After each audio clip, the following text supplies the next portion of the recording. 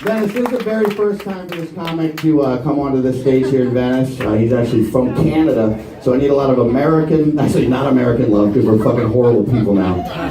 A lot of Venice love right now for Andrew Fox.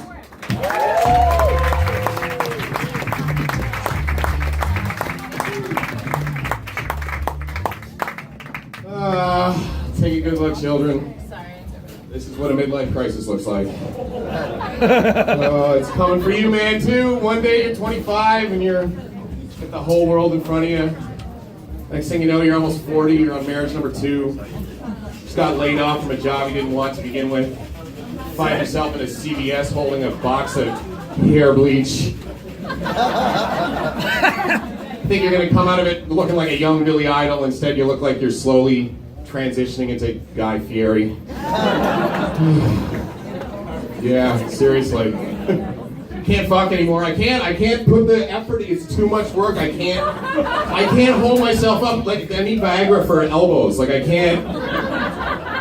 I do this thing now where I get on top and I put it in, and I just kind of like roll us over onto our sides, and I just kind of ride around like that's the.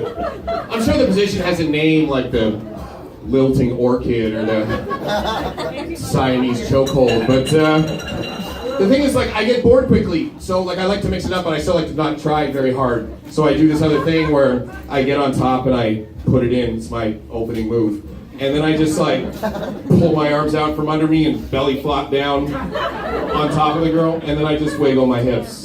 Like that. Like that's the sum total of the energy expenditure. And it's awesome. The only downside is if the girl's like significantly shorter than like 5'2" or under, she dies.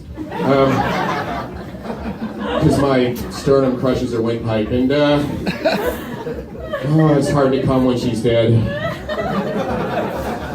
It's not impossible. I'll keep going. I don't give a fuck. But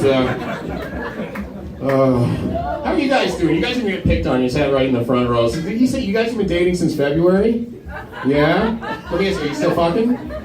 Yeah? How's that? Is it, let me ask you, okay, scale of 1 to 10, with a 1 being you fuck her through a hole in a sheet like an Orthodox Jew, and a 10 being she shits in your mouth.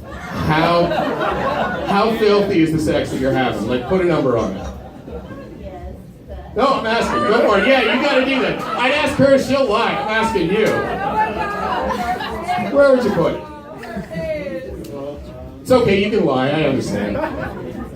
You want me? I'll tell you. Like, I'm married. My wife and I put us at like an 8, which means I've never actually peed on her, but we've had the discussion a couple of times. My wife is such a fucking slut. Jesus Christ. I don't say that like, I say that like total, like in awe. Like I seriously, because we have an open marriage, right? So like my wife, when she meets somebody she wants to fuck, it's really easy for her because she'll just say, hey, I'm in an open marriage, do you want to fuck? And any guy will just be like, why are you telling me about your marriage? Of course I want to fuck you. Whereas I don't even have to like ask that I want to, I just have to mention in a conversation that I'm in an open marriage, and I immediately sound like the thirstiest asshole in the world who's just trying to get laid. So I've been trying to figure out like a natural way to work it into the conversation, and I did. I figured it out. This is how you do it. I figured it out. It's this that I'm doing right now. You write a bit about how you're in an open marriage, and you just say the words open marriage over and over and over again, and eventually it permeates the, I'm just trying to get laid, guys. Fuck.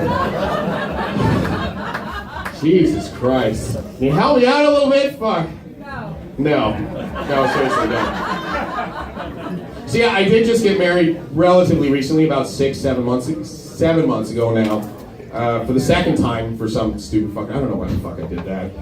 Don't get me wrong, I love my wife, but getting married for the second time is like being the guy who gets out of prison and then can't handle life on the outside, so he deliberately violates his parole.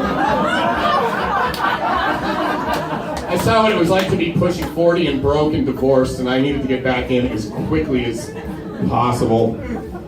I wanted to get married again so badly. I was actually engaged 3 times last year. That's true. I was engaged 3 different... The first 2 were for green card purposes, but it's true, I was. The first one was actually my favorite. I was engaged for 6 days, and then I got a text, and then I wasn't engaged anymore. Which is, yeah, it's true. 6 days, luckily not long enough to put any non-refundable deposits on anything, but exactly the right amount of time for me to tell everybody in the world that I knew that I was getting married. People I then had to untell. It's actually the reason I still do this bit now is there are like 5 people in this room right now who think that the girl I married 6 months ago was the same one I was engaged to a year ago. So I just do this bit to get the information out there. At least I didn't have to get the ring back from her when the engagement broke up. When I divorced my first wife, I actually had to get the ring back from her, which I know makes me sound like the cheap Jew that I, in fact, am. But I actually had a really good reason why I had to get the ring back. When I married my first wife, when I proposed to her, I didn't have any money. So I went to my mom and I asked if she had any jewelry that I could use, and she gave me a ring that my grandmother had brought back to Canada after the war. Now, I don't know if the ring was any good. I don't know if the diamond or the cut were any good, if it was worth any money. What I do know is no one will say no if you propose with a ring that's been through the Holocaust. Yes, I'm from Canada. Keep saying it, it's not going to change.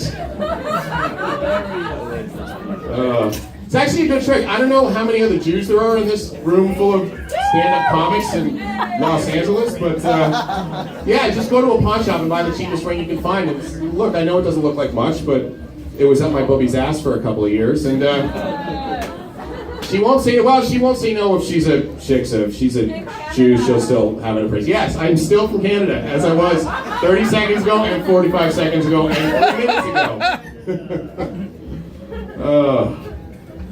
I don't drive, too, which is a fucking nightmare in this goddamn city. I take public transit everywhere, which fucking sucks.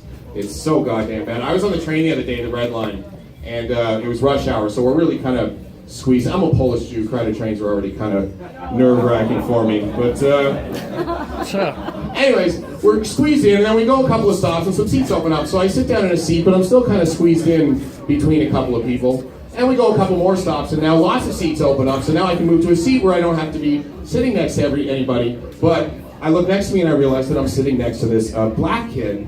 And then I get all fucked up in the head about it, because I don't want to move seats and have people on the train think I'm only moving seats because I don't want to sit next to a black person. There's nothing to do with it. I just don't like people breathing and sweating on me. But I ended up staying in the seat because it became more important to me for people not to think that I was racist than for me to be comfortable. But like, it bothered me. I stewed on it because it's fucking 2018 and we should be beyond this kind of shit. And I'm 38 years old. I shouldn't give a fuck what other people think. And plus, it would be their racism that they were projecting on me if they think that that's the only reason I would stay in the seat. So it really bothered me that I caved into that kind of social pressure. So anyways, I took out a knife and I stabbed the kid and I stole his Jordans. I mean, I don't need shoes. I have shoes. I just really wanted to teach the other people on the train a lesson about stereotyping. Anyways, the kid was like 8. There's no way his shoes would have fit me. All right, that's my time, guys. Thank you.